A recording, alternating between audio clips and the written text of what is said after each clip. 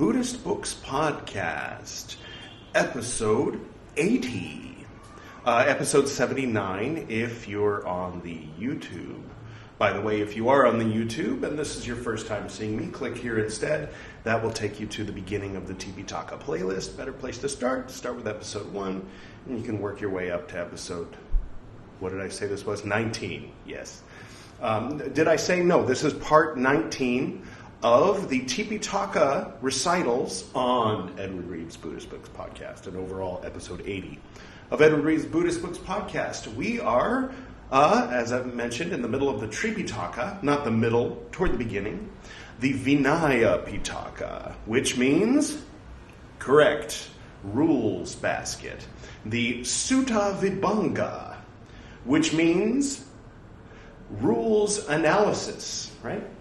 And last time we had just started reading the Saṅghàdisesa, which means, correct, formal meeting. Note that it has the word Saṅgha in it. So, special thanks to the Pali Text Society. Yes, that's always fun. For translating these from the original Pali into Victorian British. And let us hope that the Victorian British Pali Text Society will allow us to read Saṅghàdisesa 2 in its entirety. For those of you who remember the last episode, they did not allow us to read Saṅghàdisesa 1 in its entirety because it was unsuitable for a Western audience, because they were talking about like a bunch of different like masturbation incidents involving muddy water and hitting it with a stick and all kinds of fun stuff. I looked on the internet, and as far as Google goes, I couldn't find an English translation of Saṅghàdisesa or the first part of the formal meetings. Now, I know that in the near future, only maximum 40 or so will see this, but in the distant future, if you know of a proper translation of the Tipiṭaka or the Tipiṭaka that includes every word of Saṅghàdisesa 1, please post a link to it in the comments below. And at that time, whether it's 2022 or 2032, I will do a special flashback episode where we will fill in the gaps that were left by I.B. Horner. In the meantime, special guest, Lord Buddha sitting under the Bodhi tree. He's already been introduced. And is there anything else? You might remember a couple episodes ago, we were in Kerala. Feel free to check out the recent travels video I made of that trip to Kerala. All right. Formal meeting, Saṅghàdisesa 2. At one time, the enlightened one, the Lord, was staying at Savatthi in the Jeta Grove in Anathapindika's park. At that time, the Venerable Udayan, is that the guy who gave Sayasaka the advice that got him into trouble? Yes, we're talking about Udayan, the same guy who gave the questionable advice to Sayasaka in part 1. Okay. Yes, so the dwelling of the Venerable One, the Venerable Udayan. Usually when they say the Venerable One, they're talking about Lord Buddha, but we're talking about the Venerable Udayan, who does this, if you remember. Anyway, yes, so it was beautiful to look upon. The inner chamber in the middle was entirely surrounded by the house. The couch and chair, the bolster and pillow were well designed. The water used for drinking and that used for washing were well placed. The cell was well swept. Many people came to look at the dwelling of the Venerable Udayan, And a certain Brahmin, together with his wife, approached the Venerable Udayan. And having approached the Venerable Udayan, he said, quote, "We want to see the dwelling of the good Udayan," end quote. Quote, "Do look at it, Brahmin," end quote, he said. And taking the key, unfastening the bolt, and opening the door, he entered the dwelling. The Brahmin entered after the Venerable Udayan. And the Brahmin lady entered behind the Brahmin. Then the Venerable Udayan, opening some windows and closing others, going round about the inner room and coming up from behind, rubbed up against the Brahmin lady by limb. L-I-M-B. Okay. Then the Brahmin, having exchanged greetings with the Venerable Udayan, went away. Then the Brahmin, who was pleased, burst out with a cry of pleasure. Quote, "Superb are these recluses, sons of the Sakyans, who dwell in such a jungle. Superb is the Reverend Udayan, who dwells in such a jungle." End quote. Having spoken thus, the Brahmin lady said to the Brahmin, quote, "What is there superb about him? Even as you rubbed up against me limb by limb, so did this recluse Udayan rub up against me limb by limb." End quote.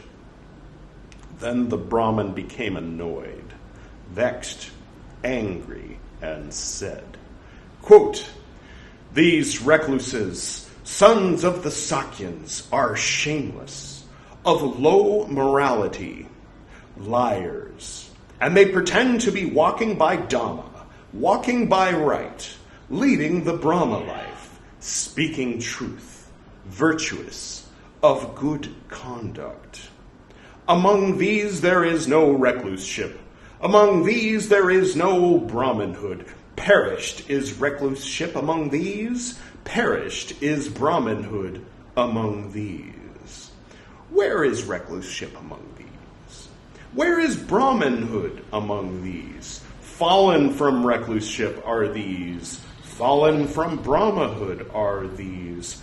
How can this recluse Udayan rub against my wife limb by limb?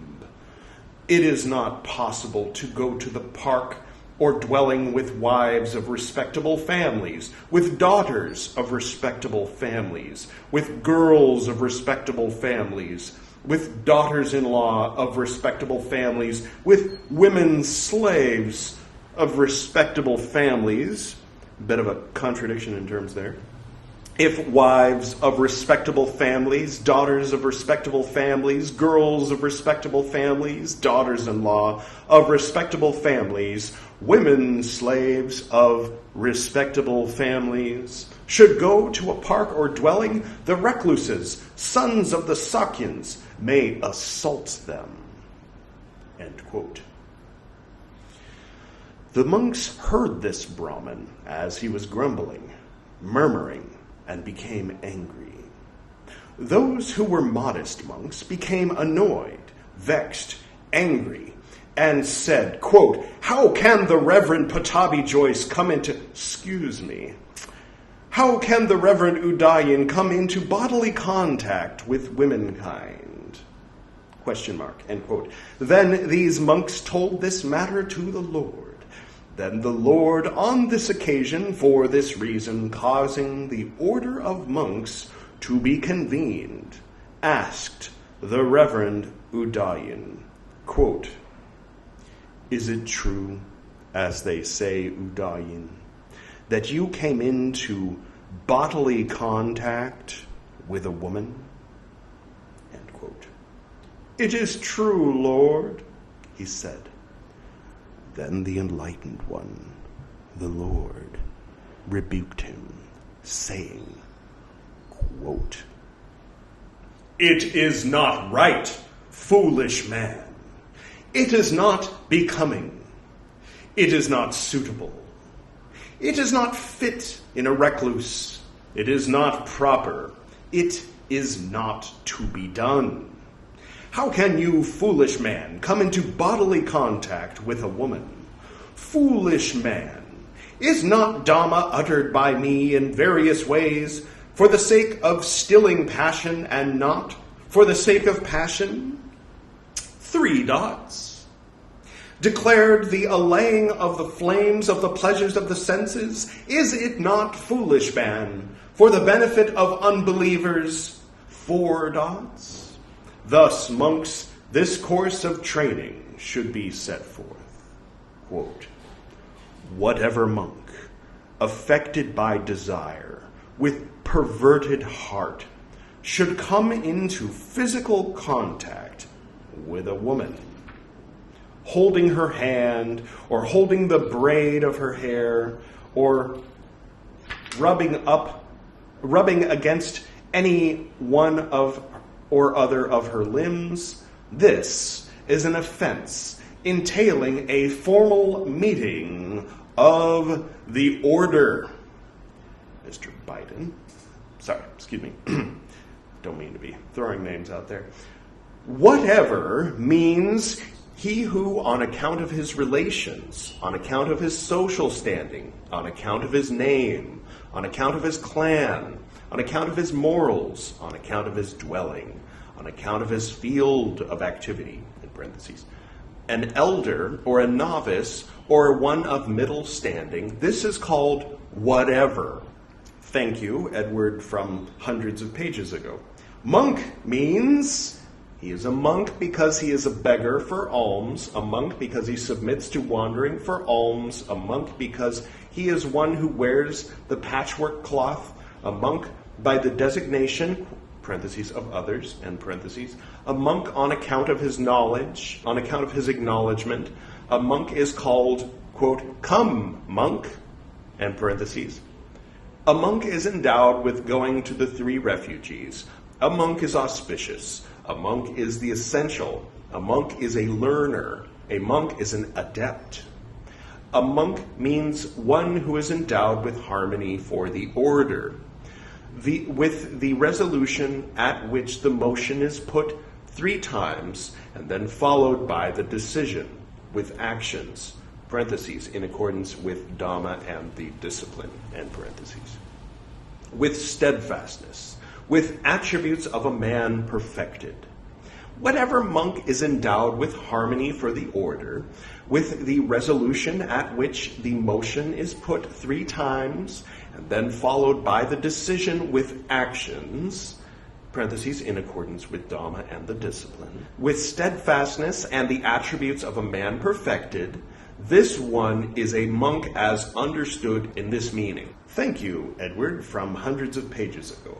Affected by desire means infatuated, full of desire, physically in love with. Perverted means the perverted heart is impassioned. The perverted heart is corrupt. The perverted heart is erring. And in this meaning, it is to be understood that the perverted heart is impassioned. Some quotable quotes here. Put that on a little meme. The Buddha, Lord Buddha said, the perverted heart. Woman means a human woman. Not a female yaka, not a female departed one, not a female animal, even a girl born on this very day, all the more an older one. How about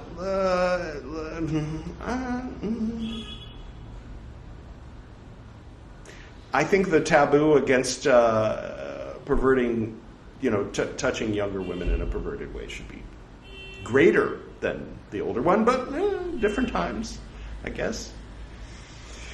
Anyway, together means together. As I mentioned before, they weren't so good with definitions back then. Should come into physical contact means it is called a transgression. Okay. The hand means going from the tip of the nail as far as the elbow, the hand, this, the gauntlet. Hey, thank you. Oh, I love it. Oh, what a nice horn you have there, sir. Go out there and make some noise. Braid of hair means nothing but hair, or mixed with threads, or mixed with garlands, or mixed with gold coins, or mixed with gold, or mixed with pearls, or mixed with jewels. A limb, limb? I don't use that word very often, so I'm not sure how much the B should be. Anyway, a limb means setting to one side a hand and a braid of hair. What remains is called a limb. All right. Rubbing up against, rubbing downwards, rubbing upwards, bending down, raising up, drawing to, pushing back, holding back hard, taking hard hold of, the grasp, the touch. Thus said the Buddha, send forth the means. No. Rubbing is called merely rubbing. Rubbing up against is called moving from here and there. Rubbing downwards is called bringing down low. Rubbing upwards is called raising up high. Bending down is called lowering. Bending up is called raising up high. Drawing to is called pulling. Pushing back is called sending back. I believe the kids call it grinding these days. By kids, I mean adults, of course. Anyway, holding back hard is called holding back, having taken hold of a limb. Taking hard hold of is called taking hold together with someone. Grasp is called merely taken. Touch means merely contact. Offense entailing a formal meeting of the order means the order places him on probation on account of the offense. It sends him back to the beginning. It inflicts the manatta discipline. It rehabilitates. It is not many people. It is not one man. Therefore, it is called an offense which in the earlier as well as the later stages requires being in parentheses, a formal meeting of the order. Thank you, Edward, of 2 days ago. If there is a woman, and thinking her to be a woman, if the monk is infatuated and rubs the woman's body with his body, rubs up against, rubs it downwards, rubs it upwards, bends it down, raises it up, draws it to, pushes it back, holds it back hard, takes hold of it hard, grasps it, touches it, there is an offense entailing a formal meeting of the order.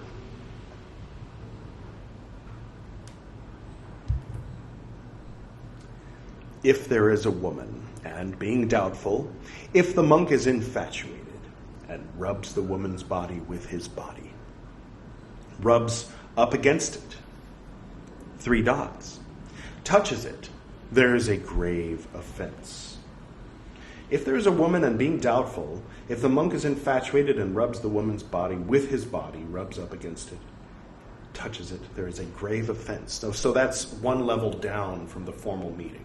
So there must have been something in the dots which differentiates this action from the action that has just been made very clear is the formal meeting. Oh, the dots. Yeah, it's sad. It's sad. Like now it's become clear that, yeah, these guys aren't very respectful of Buddhism. Not Buddhist, not respectful of Buddhism, kind of coming from a position of, isn't this interesting that these primitive people believe this? I mean, that's the feeling I get from the way that the text is treated. But it's all we've got. So hopefully there'll be another edition, maybe. Right. If there is a woman and thinking it to be a eunuch or an eunuch, because, they're British, if the monk is infatuated, 3 dots, grave offense, sidebar. So, yeah, for those who are new with English, a cat, an animal, a yak. But in England, at least in older England, I don't know about today, they would say an yak. So like that y sound. So we say A, E, I, O, U, and sometimes Y are the vowels. Like penny, like that's, yeah. But U, I mean, it's like, okay, yeah, it's like a consonant sometimes and it's a vowel sometimes, right? So E-U-N-U-C-H, eunuch, maybe they pronounce it o-notch or something, in which case it would be an o-notch, but since being American, I'm used to pronouncing it eunuch, it naturally flows to say a eunuch, not an eunuch. An hospital, an hipster. When you leave out the H, then that makes sense. See, there was a German king, never mind. Back to if there is a woman and thinking it to be a man, 3 dots, thinking it to be an animal. If the monk is infatuated, 3 dots, grave offense.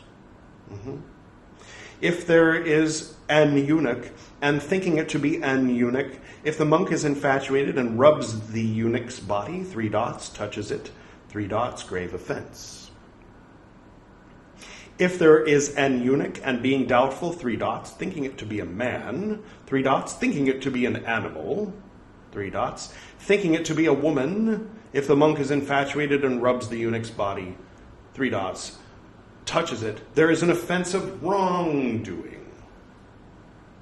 So, okay, it seems that if a monk rubs up against a woman, then it's entails a meeting of the order. But if he's not sure that it's a woman, but he rubs up against her anyway and it is a woman, it's just a grave offense. If it's a woman and he thinks it's a eunuch, then it's a grave offense. If it's a woman and he thinks it's a man and he rubs up against it, it's a grave offense. If there's a eunuch and he thinks it's a eunuch, it is a grave offense. If it's a eunuch and being doubtful, thinking it to be a man, and he rubs up against it in a perverted way, then it's just a wrongdoing.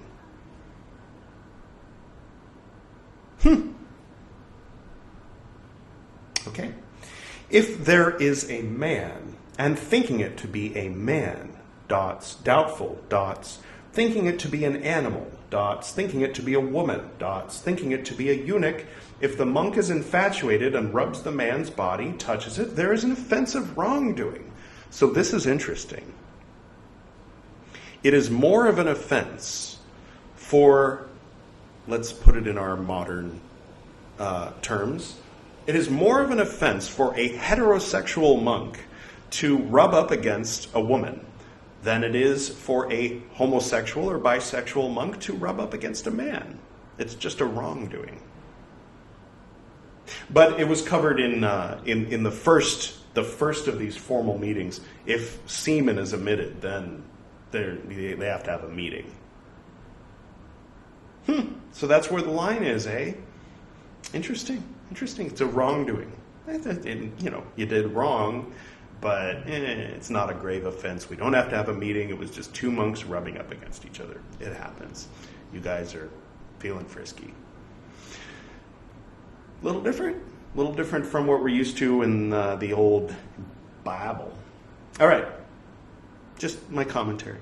There's nothing, not really saying anything. I just found it interesting. If, for those who don't know, in the Bible, a man who lays with another man as he would with a woman is to be stoned to death.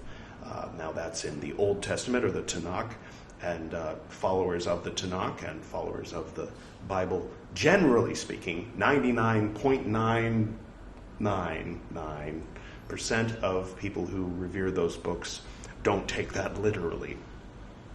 0.00001 do, but hopefully, my estimation of those percentages are accurate.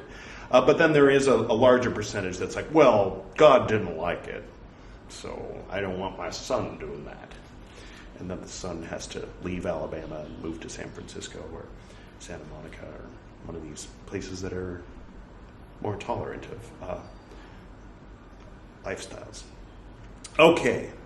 If there is an animal, and thinking it to be an animal, 3 dots, doubtful, 3 dots, thinking it to be a woman, 3 dots, thinking it to be an eunuch, 3 dots, thinking it to be a man, if the monk is infatuated and rubs the animal's body, he touches it, there's an offense of wrongdoing. Okay, so maybe we're just talking about this. We're just talking about this. We're not talking about the stuff from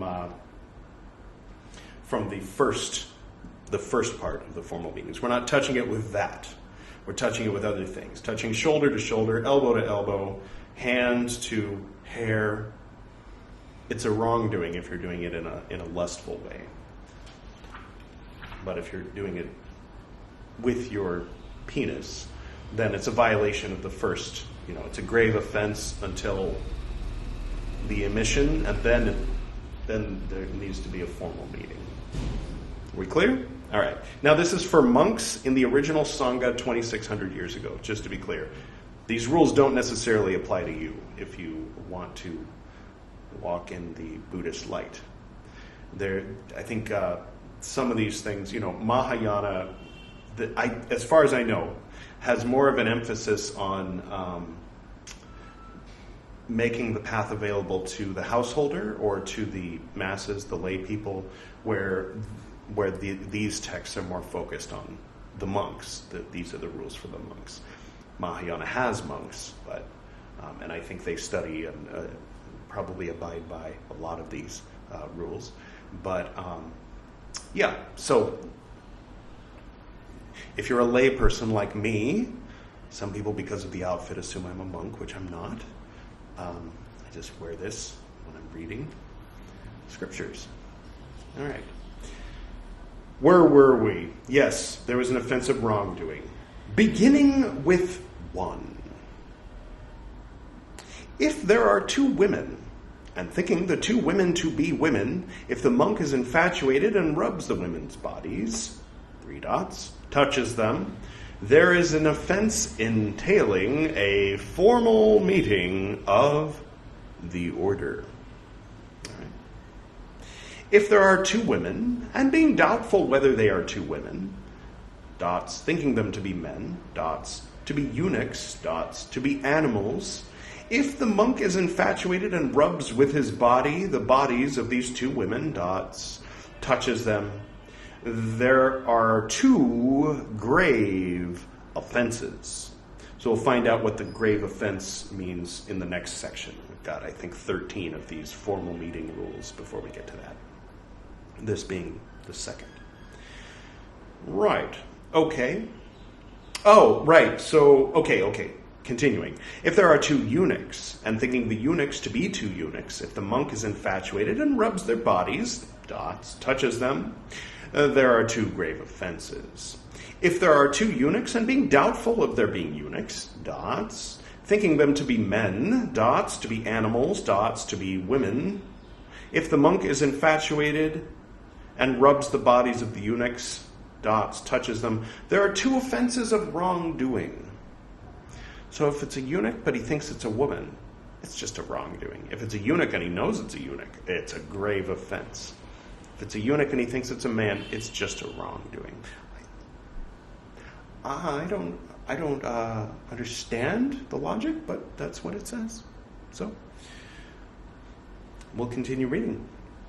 So the offenses seems to go like, if you rub up against a woman, that's a big deal, not okay. If you rub up against a eunuch, it's a pretty big deal. And if you rub up against a man or an animal, you kids. So that's how it goes. Wrongdoing. We'll get probably to the wrongdoing after the grave offenses. All right. If there are two men, and thinking the two men to be men, if the monk is infatuated and rubs the two men with his body, touches them, there are two offenses of wrongdoing. It's a wrongdoing. If there are two men, and being doubtful of their being men, thinking them to be animals, thinking to be women, to be eunuchs, if the monk is infatuated and rubs the two men with his body, touches them, there are two offenses of wrongdoing. If they're men, and he thinks they're women, it's just a wrongdoing. It seems to be, up to a point. I think the concern from the very beginning of the first parajika seems to be the danger of having a child and then having something that will keep you from being focused on being a monk. So, that's the only way I can wrap my mind around touching a girl in a perverted way being less of an offense than touching a grown woman in a perverted way, because it's more likely that won't lead to bearing a child. I don't know. I'm not saying it's right or good. I'm just trying to analyze it, what the reasoning is. And then if you're touching a man, it's kind of like, whatever. It's not going to lead you to having a child and therefore being like heavily, heavily distracted from being a monk. At worst, it'll lead to just like a weird infatuation that keeps you distracted for a while, and then you can get back on the path. So it's less of an offense, even if you thought it was a woman. Okay. Beep. If there are two animals, and thinking the two animals to be animals, doubtful, thinking them to be women, to be eunuchs, to be men, if the monk is infatuated and rubs the two animals with his body, there are two offenses of wrongdoing. So if someone's a little too into petting the cat, petting it a little too much back by the tail, then that's a wrongdoing. All right. If there are a woman and a eunuch, and thinking both to be women, if the monk is infatuated and rubs with his body, touches them, there is an offense of wrongdoing together with an offense entailing a formal meeting of the order. Which is odd, because if there were two eunuchs and he thought both of them were women, there are two grave offenses.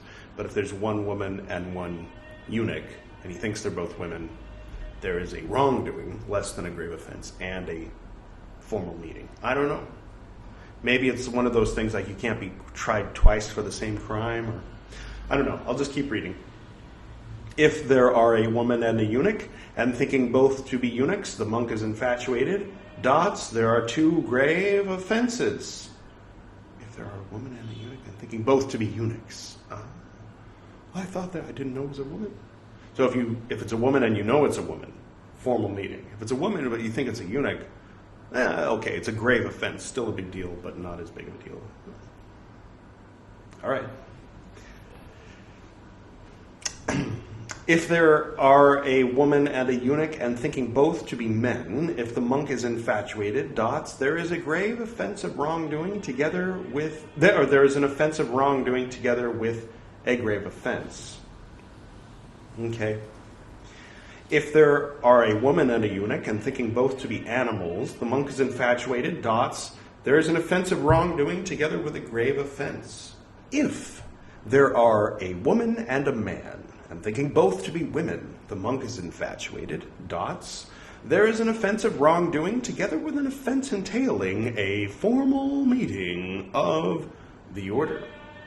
If there are a woman and a man, and being doubtful of both, thinking them to be eunuchs, to be men, to be animals, if the monk is infatuated, there is an offense of wrongdoing together with a grave offense. Thank you. If there are a woman and an animal, and thinking both to be women, if the monk is infatuated, there is an offense of wrongdoing together with an offense entailing a formal meeting of the order. Okay, right. One's a woman, he knows it's a woman. Or he thinks it's a woman, and he rubs up against her, so there's a formal meeting. Right. And a wrongdoing, because the animal... So if you... okay.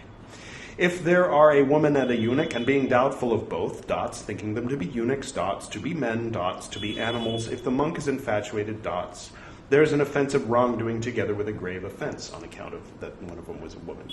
But he didn't know it was a woman, so doesn't require a formal meeting. Okay? If there are an eunuch and a man, and being doubtful of both, thinking them to be men, to be animals, to be women, if the monk is infatuated, dots, there are 2 offenses of wrongdoing, like a misdemeanor, kind of. If there are a eunuch and an animal, and thinking both are eunuchs, if the monk is infatuated, 3 dots, there is an offense of wrongdoing together with a grave offense. If there are an eunuch and an animal, and being doubtful of both, dots, thinking them to be men, dots, to be animals, dots, to be women, if the monk is infatuated, dots, there are 2 offenses of wrongdoing. If there are a man and an animal, and being doubtful of both, dots, thinking them to be animals, dots, to be women, dots, to be eunuchs, if the monk is infatuated, dots, there are 2 offenses of wrongdoing. Beginning with 2. I think when it says beginning with 1 and now beginning with 2, that means like we just read the section called beginning with 2. They put the title at the end. All right. We're used to titles at the beginning, but remember back when they used to put the credits, the starring at the beginning of the show, starring this person. I guess some shows still do that, but a lot of shows just sort of jump in now. If there is a woman, and thinking it to be a woman, if the monk is infatuated and rubs with his body the woman's article of dress, parentheses, worn on the body, and parentheses, dots, touches it, there is a grave offense. If there are 2 women, and thinking the 2 women to be women, he's got bars. If the monk is infatuated and rubs with his body an article of dress belonging to the 2 women, dots, touches it, there are 2 grave offenses. If there are a woman and a eunuch, thinking that both are women, if the monk is infatuated and rubs an article of dress with his body, dots, touches them, there is an offense of wrongdoing together with a grave offense. One of them's a woman and the other... Oh, okay, it's a grave offense. Yes, okay. So one of them's a woman, he knows it's a woman. He does something, touches her clothes, presumably while she's not wearing them. I mean, he sees them on the hanger or whatever. Grave offense. One of them belonged to a eunuch, but he thought it was a woman. It's a wrongdoing, because even though he thought it was a woman, it's not. It's a eunuch. It's a man who had his cut off. In old times, that was a thing. We're not talking about today times. We're talking about 2,600 years ago, just to be clear. All right. Where were we? If there is a woman, thinking it to be a woman, if he is infatuated and he rubs his body with the woman's article of dress, touches it, there is a grave offense. If there are 2 women, 3 dots, there are 2 grave offenses. Right, presuming that he touched their clothes. If there is a woman and a eunuch, dots, there is an offense of wrongdoing together with a grave offense. I think we already covered that, didn't we? If there is a woman, thinking it to be a woman, if the monk is infatuated and rubs his article of dress with the woman's article of dress, 3 dots, touches it, there is an offense of wrongdoing. Well, that's interesting. Anybody here ever rubbed their clothes onto the clothes of someone else that they liked? If you were a monk under Lord Buddha, that would have been a wrongdoing, misdemeanor. If there are 2 women, 3 dots, there are 2 offenses of wrongdoing, presumably about touching their clothes with your clothes. If there are a woman and a eunuch, there are 2 offenses of wrongdoing, because there's nothing below a wrongdoing, so I think it's like a glass floor situation with the rubbing the clothes with the clothes. Next. If there are two women, and thinking that the two women are women, if the monk is infatuated and rubs the bodies of the two women with something that may be thrown aside, in parentheses, maybe thrown, they say here, throw it, that means throw it away. So something that may be thrown. There are two offenses of wrongdoing. If there are a woman and a eunuch, and thinking both are women, the monk is infatuated and rubs the body of each with something that may be thrown aside. There are two offenses of wrongdoing. Okay, so like a feather. If you tickle someone with a feather because you're perverted in your heart, then that's a wrongdoing if you're a monk under Lord Buddha. If you're a Theravadan monk, if you will. If there are two women, and thinking that the two women are women, if the monk is infatuated and rubs an article of dress belonging to the two women with something that may be thrown aside, there are two offenses of wrongdoing. If there are a woman and a eunuch, there are two offenses of wrongdoing. If there is a woman, and thinking it to be a woman, if the monk is infatuated and rubs something he has thrown aside with something of the woman's which may be thrown aside, there's an offense of wrongdoing. So I think this is a case of, since there's nothing below a wrongdoing, these are all wrongdoings. These are all the bottom rung of no-nos. So she threw out a Q-tip, and you go touch it with your Q-tip. It's weird, dude. Like, it's a wrongdoing if you're a monk, right? If there are two women, there are two offenses of wrongdoing.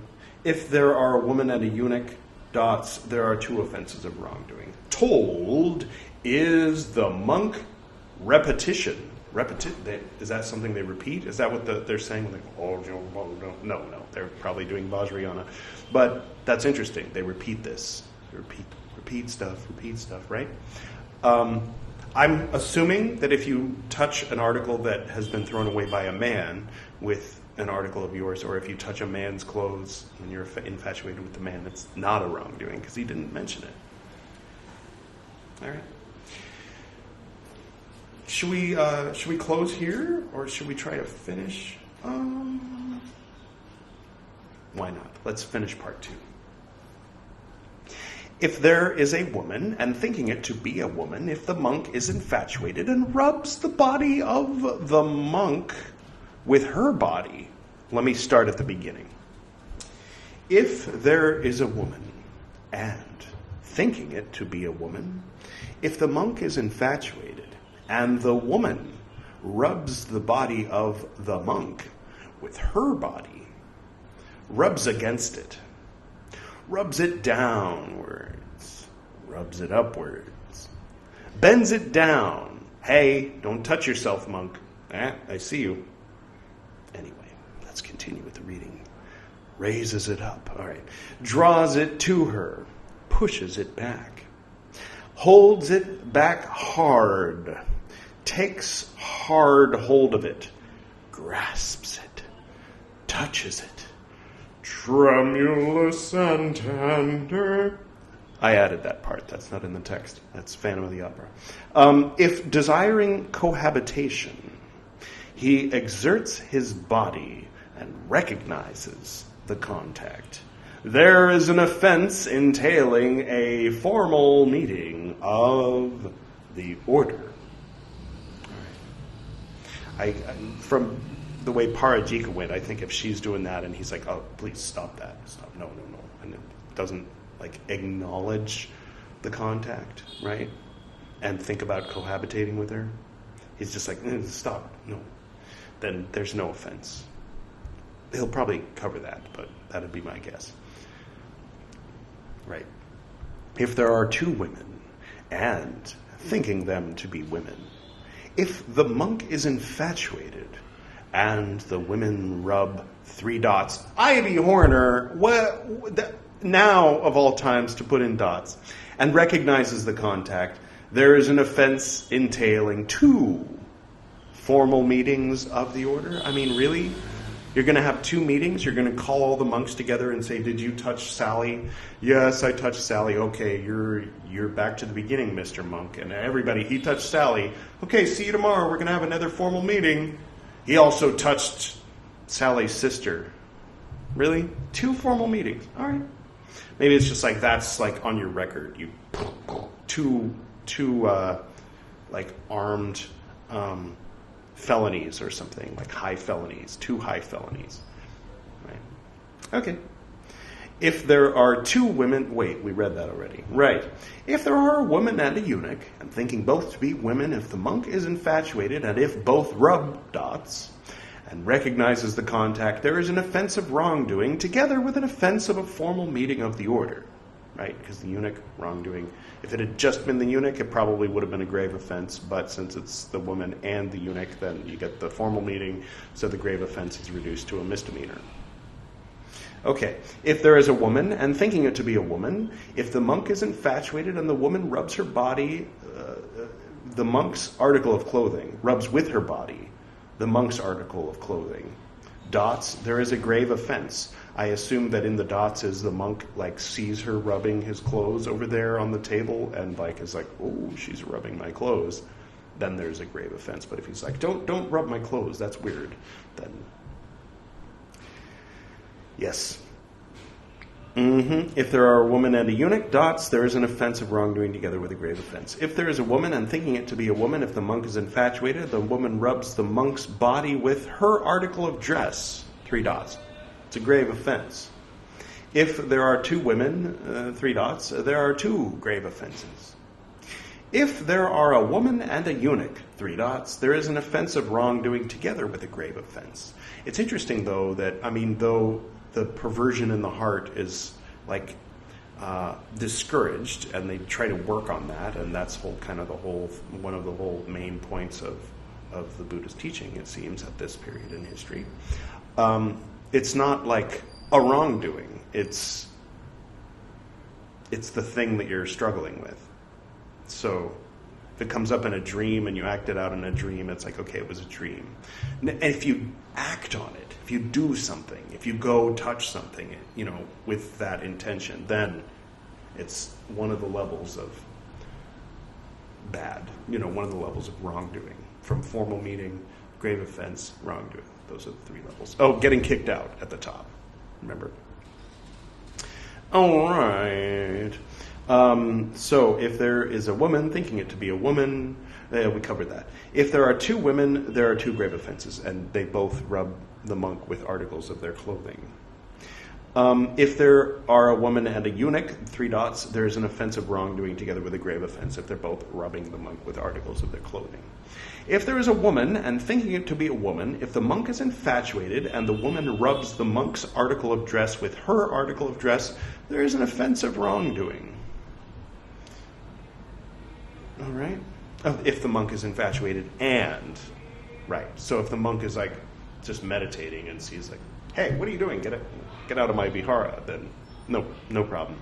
If there are 2 women, dots, there are 2 offenses of wrongdoing, probably for the same thing, touching his clothes with their clothes. If there are a woman and a eunuch, 3 dots, there are 2 offenses of wrongdoing because you can't go below a wrongdoing. That's the mathematics of this. Right. If there is a woman, and thinking it to be a woman, if the monk is infatuated and the woman rubs the monk's body with something that may be thrown aside, if desiring cohabitation, he exerts his body and recognizes the contact, there is an offense of wrongdoing. So she touches him with a feather, and he's like, then that's a wrongdoing. If he's like, hey, stop that, and he has no infatuation in his heart, then there's no problem. If there are 2 women, dots, there are 2 offenses of wrongdoing, both with feathers, right? If there are a stick, I don't know. If there are a woman and a eunuch, dots, there are 2 offenses of wrongdoing. Something other than their clothing that they wear on their bodies. It's like just a thing. It's like a leaf. If there is a woman and thinking it to be a woman, if the monk is infatuated and the woman rubs the monk's article of dress with something that may be thrown aside, 3 dots, and he recognizes the contact, there is an offense of wrongdoing, because you can't go below wrongdoing. If there are two women dots, there are two offenses of wrongdoing. If there are a woman and a eunuch, there are two offenses of wrongdoing. If there is a woman, and thinking it to be a woman, if the monk is infatuated, and the woman rubs with something that may be thrown, something of the monk's that may be thrown, if desiring cohabitation he exerts his body but does not recognize the contact, there is an offense of wrongdoing. If there are two women dots, there are two offenses of wrongdoing. If there are a woman and a eunuch, there are two offenses of wrongdoing. If desiring cohabitation he makes bodily exertion and recognizes the contact, there is an offense entailing a formal meeting of the order. I feel like something was left out there. If desiring cohabitation, he makes bodily exertion and recognizes the... Oh, okay, so if it's not just an infatuation, if he's actually thinking about, I want to live with this woman and, like, have babies, and then she touches his leaf with her leaf, they need to have a formal meeting. Okay. Right. If desiring cohabitation, he makes bodily exertion but does not recognize the contact, there is an offense of wrongdoing. Okay, so if he recognizes the contact and desires cohabitation, formal meeting. If he desires cohabitation but doesn't recognize the contact, it's a wrongdoing. So if in your secret heart you kind of are like thinking about, wouldn't it be nice to not be a monk anymore and live the family life with this woman? And then she touches your leaf with her leaf, and you're like, hey, that's not appropriate. No. Then it's a wrongdoing. But if you're like, you touched my leaf with your leaf, formal meeting, buddy. Okay. Makes sense, right? So it's kind of like there's like a 4D grid thing happening as far as what's in your heart, what your intention is, what your feeling is, how you respond to the action, and what the action is, and who the action is with. So if it's a woman, eunuch, man, animal, if it's desire for cohabitation or infatuation or no infatuation, then there's no offense, right? And then acknowledging the contact, responding to it, not acknowledging the contact. So all of these factors go into this 3D grid XYZ, right? Okay, makes sense so far, except for some of it. But looking through the eyes of today, where people think of child marriage and things like that as like a terrible, terrible thing. Some of this is kind of odd, but apparently back then it was like, oh, well, you touched a little girl, but she was just a little girl, unless she died, and then that was a formal meeting, right? Different times. Okay, but they're going into these details. In the Bible, you don't even find them going into so much specific detail. They just sort of generally say, if you lay with a horse as you do with a woman, then you should be killed. This is like, yeah, if you laid with a horse... I mean, what do you mean laid with? What did you do while you were laying? If you were just kind of snuggling the horse, it's a wrongdoing.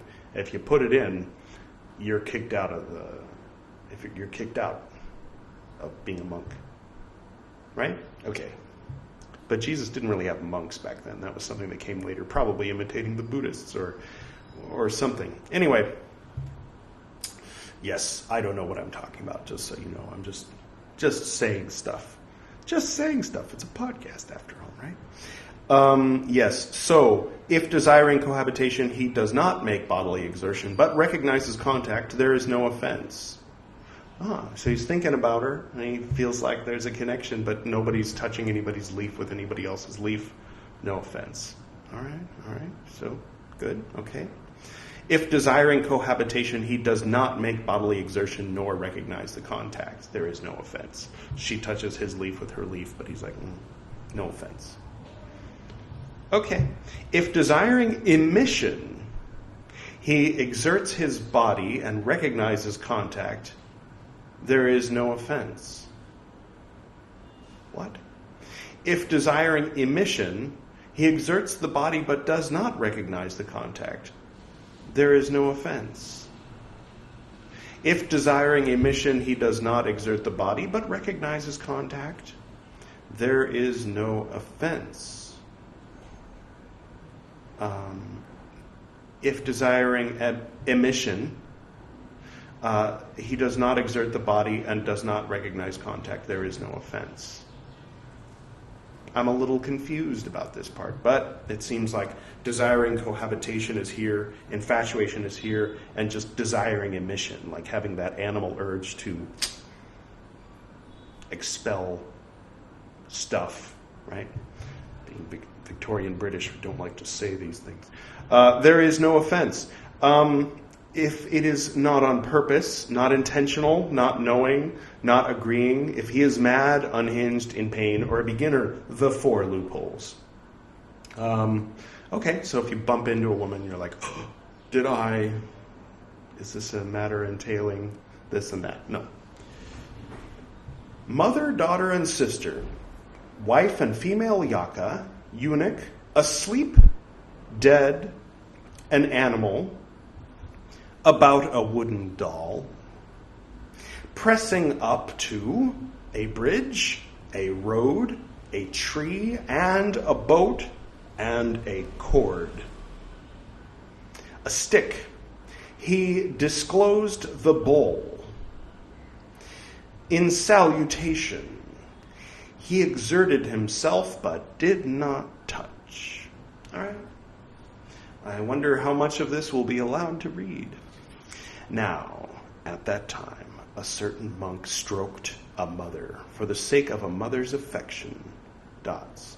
A daughter for the sake of a daughter's affection, dots. A sister for the sake of a sister's affection. He was remorseful and said, "What now if I have fallen into an offense involving a formal meeting of the order?"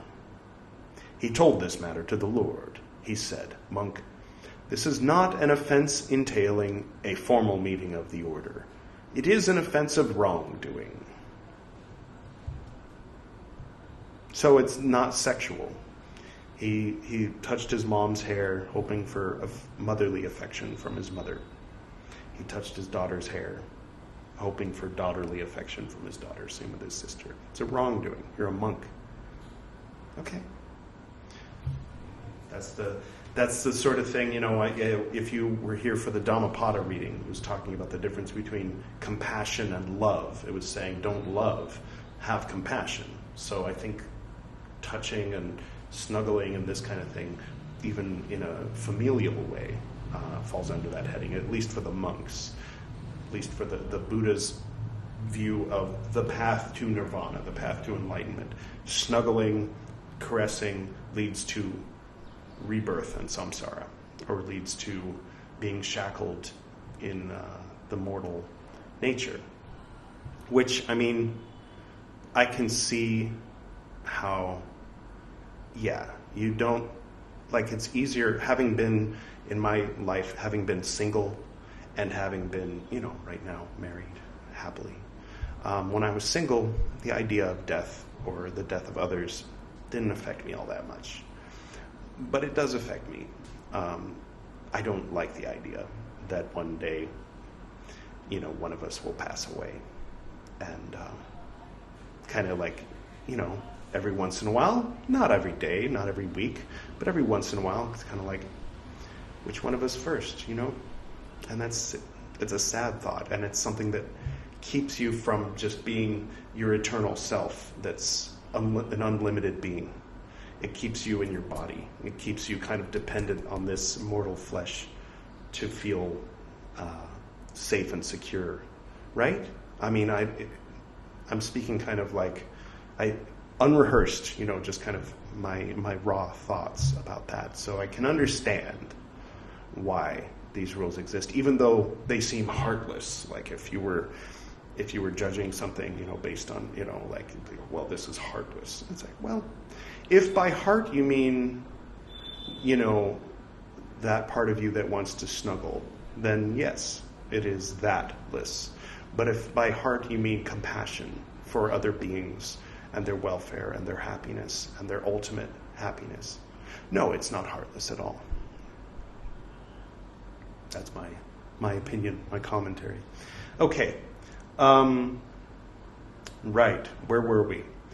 Now at this time, a certain monk came into physical contact with his former wife. He was remorseful. Dots.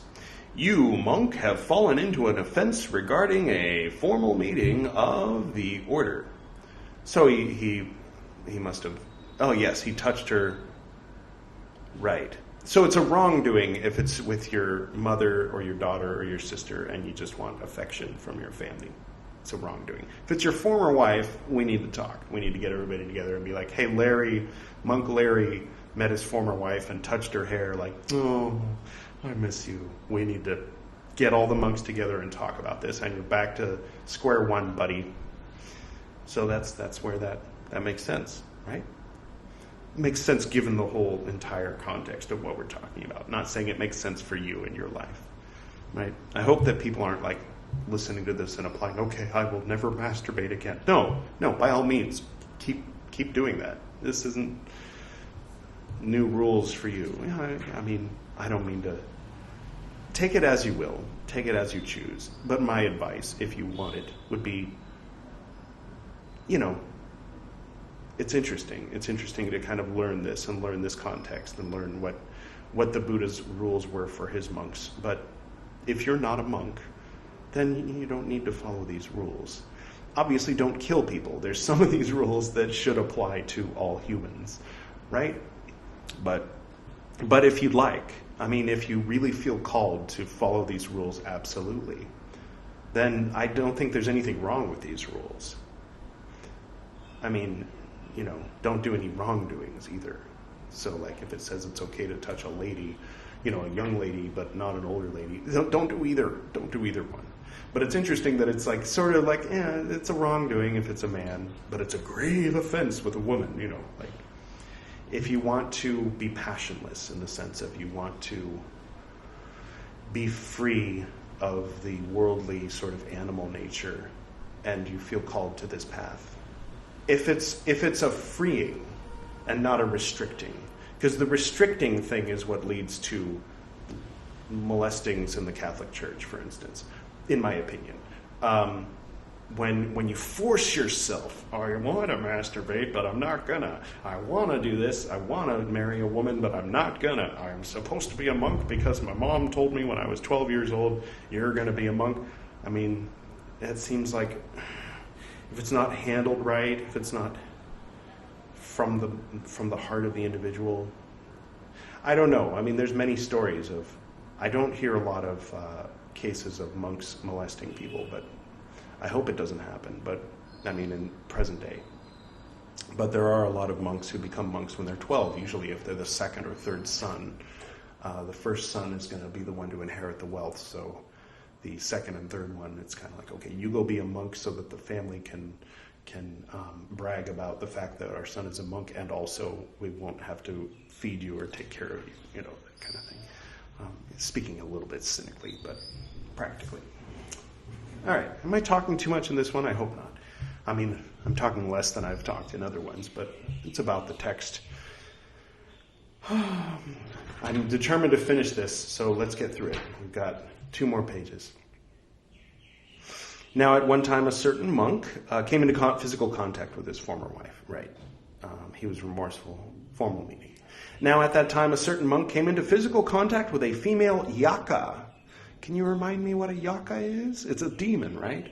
Dots with a eunuch. He was remorseful. Monk, it is not an offense involving a formal meeting of the order. It is a grave offense. So he touched the demon and liked it and acknowledged it. It's a grave offense. Doesn't mean formal meeting. Can't have babies with a demon unless you're in the not the Tanakh, but the Talmud, where the Lilith and all that. Anyway, now at one time, a certain monk came into physical contact with a sleeping woman. He was remorseful. Monk, you have fallen into an offense entailing a formal meeting of the order. I think because you can still have babies with a sleeping woman, right? At one time, a certain monk came into physical contact with a dead woman. He was remorseful. Monk, it is not an offense entailing a formal meeting of the order. It is a grave offense. Right? Because it's not good for the monk, but you can't have babies with a dead woman? Maybe? All right. Anyway, so it's not a formal meeting. It is a grave offense. It's a felony, but not a high felony. Now, at one time, a certain monk came into physical contact with, like, treason is the parajika, where you get thrown out. A certain monk came into physical contact with a female animal. So this is starting to help clarify why when you're messing around with a severed head, but you don't touch its mouth, that it's a grave offense, but you don't get kicked out. But the man who inserted his organ into the mouth of the severed head, he got kicked out. All right. Now, at one time, a certain monk came into physical contact with a female animal. Monk is not an offense entailing a formal meeting of the order. It is an offense of wrongdoing. So, dead woman, grave offense. Living animal, wrongdoing. Just touching it, right? Now, at one time, a certain monk came into physical contact with a wooden doll. Dots. Quote, dots. I think I.B. Horner was a little bit like, oh, let's just move along. Dots. An offense of wrongdoing. So you touch the doll with infatuation in your heart, maybe wanting to cohabitate with the wooden doll, with a perverted heart, just petting the doll with your hand or your elbow, or any place except for your male organ. It's a wrongdoing. Don't do that. Okay, now at one time, many women, pressing up to a certain monk, led him about arm in arm. Hello. Thank you, Monty Python. He was remorseful. Did you consent, monk? I did not consent, Lord. It is not an offense, monk, as you did not consent, Sir Galahad. Well, toward the end, he was like, let me have a bit of peril. Now, at one time, a certain monk, being infatuated, shook the bridge upon which a woman had ascended. He was remorseful, an offense of wrongdoing. That's the kind of thing like an 8-year-old would do. Like, if a woman's like on a chain bridge and he likes her, and he's like, it's a wrongdoing. Don't do that. All right. Now, at one time, a certain monk, seeing a woman whom he met on the day, was infatuated and gave her a blow on the shoulder. Is that probably I don't think they would have said a blow in Victorian England. He was remorseful. Formal meeting of the order. Oh, maybe he did touch her. Or you're not supposed to go. Notice I'm not blowing on the microphone. I'm a little bit cognizant of how that comes across, if you will. Now, at one time, a certain monk, being infatuated, shook the tree up which a woman had climbed, the boat in which a woman had embarked. He was remorseful, offense of wrongdoing. Now, at one time, a certain monk, being infatuated, pulled a cord of which a woman held the other end. He was remorseful, a grave offense, he said. Now, at one time, a certain monk, being infatuated, pulled a stick of which the woman held the other end. He was remorseful, a grave offense. All right? Now, at one time, a certain monk, being infatuated, greeted a woman with his bowl. He was remorseful, a grave offense. Greeted a woman with his bowl? Footnote, please. Yes, above this appears as patam panamesi, which uncovered or disclosed the bowl. Right. He presents the bowl with his right hand. So he offered her his bowl, or gave her his bowl. Okay. Now, at one time, a certain monk, infatuated by a woman who made reverence, raised his foot. He was remorseful. A formal meeting of the order, because she touched him, he was infatuated, and in the dots, presumably, he acknowledged the contact or whatever. Now, at one time, a certain monk saying, I will take a woman, exerted himself, but did not touch one. He was remorseful. Dots. An offensive wrongdoing. Okay, so if you have if you have it in your heart and you almost are going to do it, or you set out to go break one of these rules, but you end up not breaking the rule, that's a wrongdoing. Even if you don't complete whatever act that was going to be. I will take a woman in his heart. Okay. Told is the second offense entailing a formal meeting of the order. Thank you, Lord Buddha, for all the work that you put into establishing the path. And I look forward to learning more about the rules, but even more, I look forward to finishing with the rules and getting to the second basket in which I get to learn the teachings. Don't you? For those of you who are in this for the long haul, who watched all of this, blessings to you and thank you. And if you haven't already, and if you don't mind, it helps. That way the YouTube algorithm will recommend this to more people. And I'll get to see the number of subscribers go up, and I'll get a little ooh feeling. You want me to have a little ooh feeling, right? That's a wrongdoing. For you to want me to feel that, and for me to feel that, I have a feeling, is a wrongdoing in these old rules. All right, thank you for going on this ride with me. Today was all right, I think. A bit long, but nothing too traumatizing or horrifying or frustrating. The dots were reasonable this time. There was nothing completely cut out. So, we'll go ahead and close, shall we?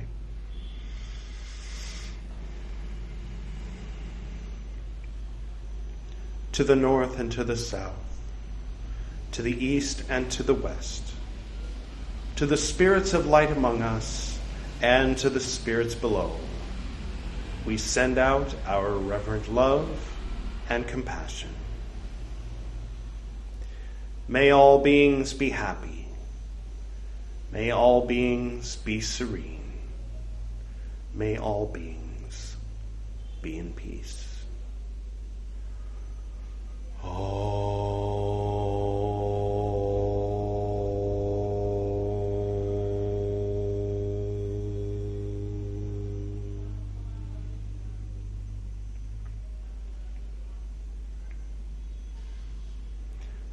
Until next time.